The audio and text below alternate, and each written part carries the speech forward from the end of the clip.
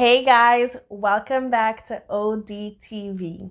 So, today I will be talking about 4C hair and the things we should be doing to our hair, but we're not doing to our 4C hair.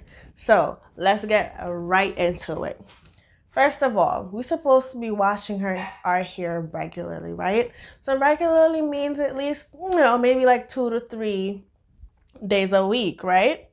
Well, growing up as a little girl, I don't know about y'all, but for me, whew, when I tell you I used to go a whole month without washing my hair, a whole month. My mother would have to hold me down and be like, you need to wash your hair. So you gotta wash your hair regularly. As I got older, of course, and I really started to embrace my natural hair and everything, I did start to like wash my hair regularly. It got to the point at one point like I was washing it every day. And then my brother was like, "Girl, if you wash your hair too often, you're getting rid of the nutrients, so you need to cut down on it." So, of course I did my little research and whatever. I'm like, okay, 2 to 3 days a week should be more than enough, not every day. Also, we want to be clipping our ends. I can definitely say I am guilty. I can't tell the last time I clipped my ends. So like all of this, probably like dead ends that need to go, but I just won't let it go. I don't know why. The last time I clipped my ends, I had my hairdresser do it for me, and yeah, it was cut. It was kind of basically cut into a bob. So like it probably took like 2 3 months to actually start growing again, but I basically wasn't able to put my hair in like a bun and stuff like that. It was really hard for me to do like my updos the way I wanted it to be done. So that's kind of one of the reasons why I'm afraid to clip them again. But if I was doing it regularly, it wouldn't have to be cut so short. So I am going to do a clip video. Um, and I do not look forward to it. Another thing, so I have this thing about me where my hair has to be tight when I'm doing my updos. Stop right there. Don't do that to your hair. Don't be like me, doing your hair mad tight. Right now, I'm promising you right now, I got at least 2 or 3 tight bumps in my hair. Yeah, that ain't good for your hair, okay? You're just messing with your scalp. You're just pulling at your hair, tugging at it, and just like getting rid of it. So try to be gentle with your hair. Your hair is fragile. Same thing. My best friend, she takes her time to detangle her hair. She parts it, separates it, take her time and make sure she does it gentle. Me, please. I am so rough. I'll just go like this. So you gotta be gentle with your hair. So these are just certain things that I'm telling you about myself with my 4C hair, my struggle, the things that I'm supposed to be doing, but I am not doing. But I need to learn to start doing it because I can't be telling you guys these stuff and I am not following, the guidelines for the natural hair people. Um, Another thing, just embrace your natural hair. Embrace it, flaws and all. At one point, I couldn't stand my natural hair. I was like, oh my gosh, I want to perm my hair. I want to do that.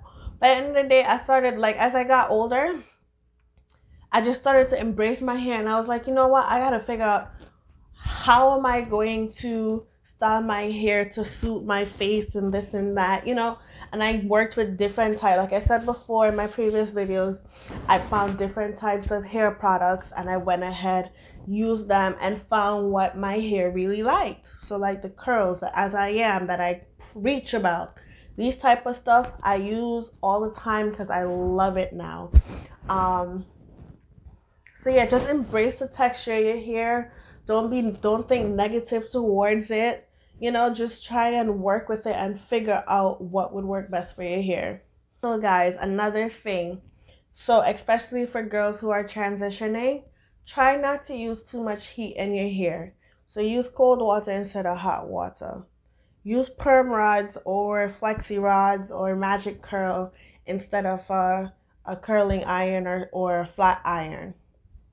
Um, the less heat we put in our hair, the more nice kinky hairstyles we're able to get. the more our 4C texture comes out. And then of course, very, very important, like it's ridiculously important, and it's something that I myself am also guilty of. We got to make sure that we are moisturizing our hair, especially our scalp. The root is the most important thing. If we're not taking care of our scalp, then what's the point in even trying to grow your hair or anything like that, right? So we got to make sure that we're getting, like, I like the ORS oil. So you could use that. Make sure you do your scalp, and then the moisturizing lotion for ORS, you can now use that for the rest of your hair. But make sure that you're moisturizing your scalp. I am slowly learning to do these things. I'm not really too much a fan of regimens, and sometimes I will start it and not finish it. So I'm trying to be more consistent with it. This is why I'm telling you my faults, so that you too can see that you're not the only one that is guilty of not doing the right thing. At the end of the day, your hair is, what would you call it? It says a lot about you as a human being, whether you're male or female. The way you carry yourself, your hair is very important. It's, your face is basically the first thing that people see, right? And what's on top there? Your head, right? So if your hair look wild and crazy, like unkept wild and crazy, not wild and crazy as in, ooh, girl, you got that luscious curls, then people gonna look at you and think, hey, you're crazy.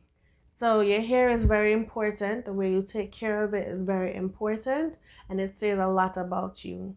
So guys, please just, take all of this into consideration and try to follow the right way of taking care of your hair. Bye for now, guys, and thank you so much again for watching. See you soon.